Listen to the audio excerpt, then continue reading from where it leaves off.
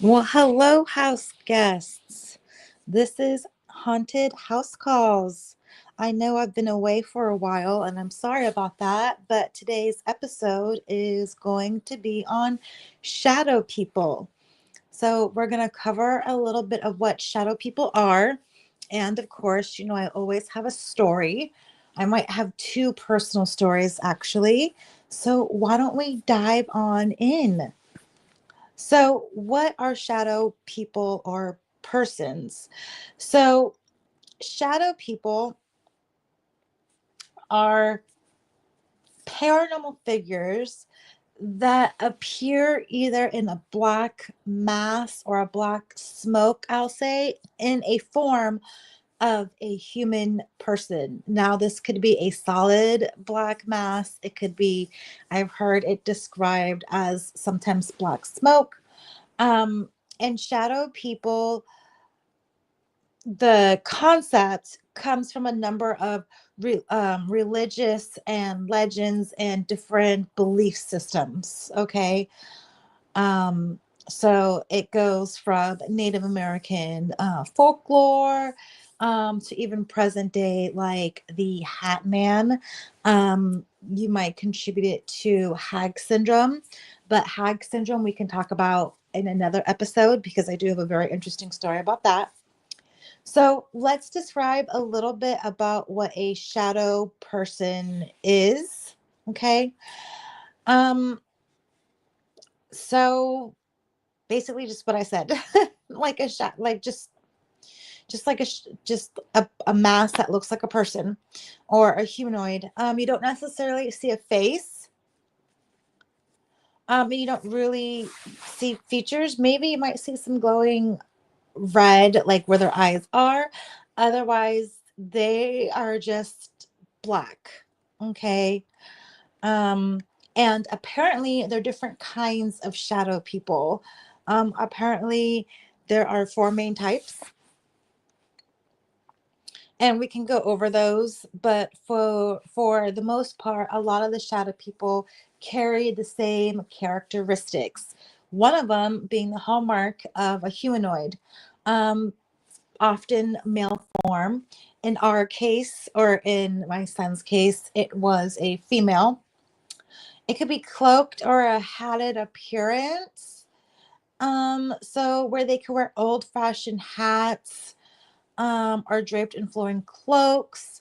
This brings up what my son had said about what he had witnessed. His shadow person might have been a woman and might have been an old century dress with curls in her hair, like old style curls. Um, these shadow people that we're talking about in general, they are silent and they can go through physical barriers. And they cannot cast shadows. Excuse me. So, what is the four types? We have a human shaped shadow person, a black mass shadow person, a demonic shadow person with red eyes, and I guess we can say maybe an old hag, like an atypical thing. Okay. So let's start with our classic human shaped shadow person. Now, this person looks like a human being. You can define its arms, its legs, its head. Again, there's no face. It's got a very distinct form. Um, it can be seen wearing clothing or hats. It could be seen on a recurrent basis or tied to one person. Again, with my son, he saw his 3 nights in a row and then he said that it never came back and he hadn't seen it since.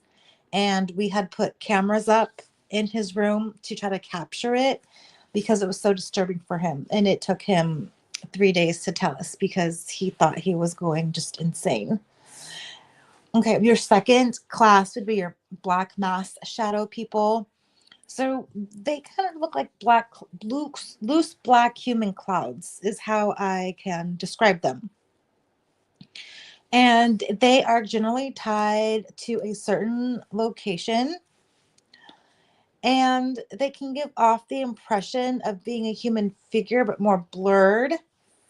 And they can also kind of shapeshift as far as like being more of a form of a cloud. Okay. And they are the ones that kind of absorb like negative emotion. So, um, they absorb the negative energy, the negative emotions, and then they kind of go towards like a demonic type of figure, which brings us to our demonic shadow person with red eyes. This is a very distinct form of a shadow person. This usually has horns and they have some glowing red eyes. Okay. And of course, this is going to be terrifying. They're going to inspire a sense of dread in you. And of course, they are tied to one location. Okay. So they usually keep their humanoid shape, but they can exaggerate themselves either in height, grow wings, elongate their horns or fingers. They don't give an impression of a normal ghost or a sentient entity. So, like I said, when I saw my ghost, um, it was glowing, and this doesn't glow. It just seems like it just absorbs a lot of light. And then you have like your atypical shadow category person. Some people cite the old hag as an atypical person. Someone who is heavy and suffocating in pressure. And we could talk about an old hag or old hag syndrome in another video. Of course, I do have a secondary personal experience with that. And then alien shadows is, a theory, and animal shadows. Now, I have not heard of the animal shadows. I have heard a little bit about the alien shadows. So let's focus on the animal shadows first. They're distinct animal shapes and they have a silent movement. They can pass through walls or they can just vanish. They can be protective or have an ominous vibe. It depends on, the person's perception.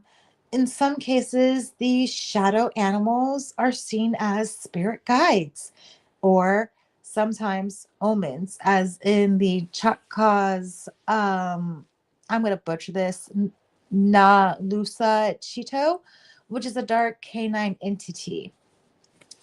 So there's many different types of shadow people. I will say that I was subjected to the more of a negative entity shadow person, even though it wasn't in the cloudy appearance, it still was in the humanoid appearance. Didn't have a hat, anything like that. Of course, they showed up at night, and I say they because there was three of them. So they would show up during the witching hour.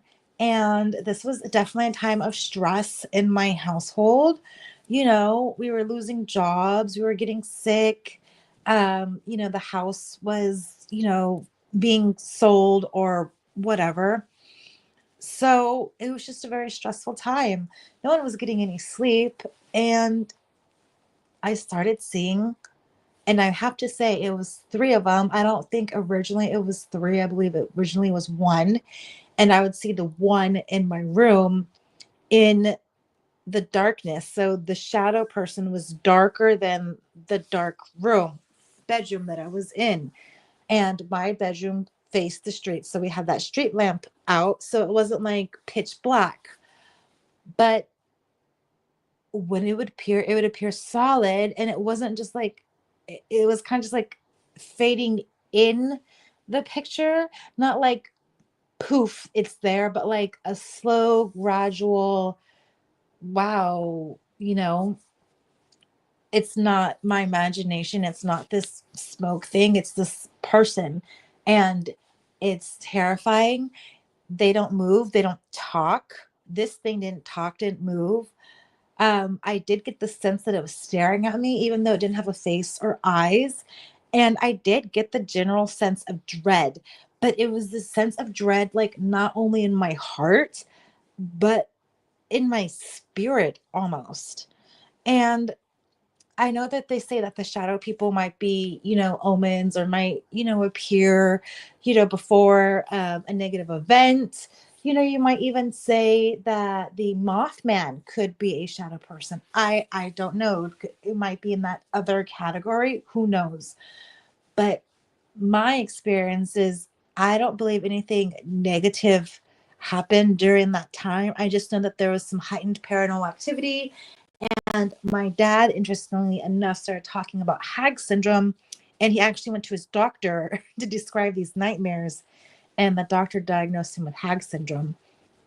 Um, I will say that my son at the time, or now he says of that time, he saw shadow people, you know, all around.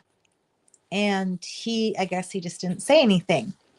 Only came up when the psychic confirmed it, or, said some stuff, gosh, decade later, less than a decade later, I should say. But anyways, the warning. So we believe that there might have been a warning for a shadow person that my son saw.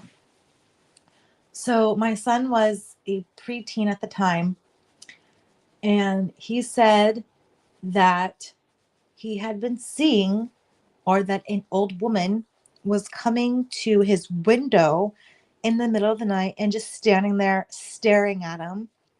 And it would set off the motion lights, okay, from the neighbors. But it was this distinct uh, figure, and I get the creeps, woman, old style dress, that she had long hair with curls, and she would stand there for about 20 minutes, and it would terrify him, and the light would turn off and she would still be there. And of course I was really concerned, so I searched the neighborhood for a reason, of course, after the fact. We did try to capture it on camera. It didn't happen. My son did say it happened for 3 days. And then we did have a traumatic event, I think a month and a half later. And this shadow person, interesting enough, has a, I guess, a connection to our family, if not the land. And it was actually my sister who could basically communicate with this thing, and another person who lived across the country could also communicate with this thing. And they said this shadow person was a Native American and was basically there to keep the peace. Well, in our household, when we had paranormal activity, now that I was married with children, and everybody would get excited and scared, or excited as my oldest, it would be a problem. My husband would get upset. We wouldn't be able to talk about it, but there was this thing that no one could explain. Again, it was only there for 3 days. And unfortunately, we couldn't get any more evidence of it. As far as I know that my oldest has confessed that after his father's passing, um, he had experienced shadows swirling in his closet. He doesn't call them humanoid. He just said that they were swirls of like black clouds. I don't know what that meant. He did say that he did use a Ouija board and that something like that might be related. But also at the time, he was kind of going through a lot of grief and was acting out. And I think a lot of that activity played into the paranormal activity as well, as far as his experiences goes. Um, but that is my story about shadow people, and our experiences in our family. Interesting enough, let's circle back to my story. When I do say three of them, so this is what happened, and I got sidetracked. One was in my room, and I saw it repeatedly for maybe about a week. until it got to be so much and my stress level was so high and my fear was so high. I actually ran out of my room because I saw it. And when I went out on my door, I took a sharp right to run into a living room. And I ran into three shadow people in the hallway that were kind of blocking my entryway to the living room. I didn't run into them physically. I fell in front of them and I ran back into my room, slammed my door, climbed under my covers, and I started to pray. And I ended up falling asleep just from exhaustion until the morning and never even mentioned it to my dad. Like it was nothing. Few weeks later, after the shadow people incident, my dad did come say that he was having experiences with old hag syndrome. So maybe think everything is related, or maybe we're just that family that has shadow people following them. What do you guys think? Comment, subscribe, share. Let me know what else you would like to hear. Like I said, I have a lot of paranormal stories. So join us next time. We'll try to do a weekly video posted every Friday. I am so sorry that I am behind. I just took a little bit time off. But thanks for joining us. Tell us what you think.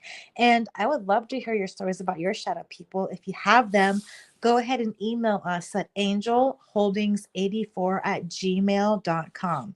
Thanks, house guests, and have a great night.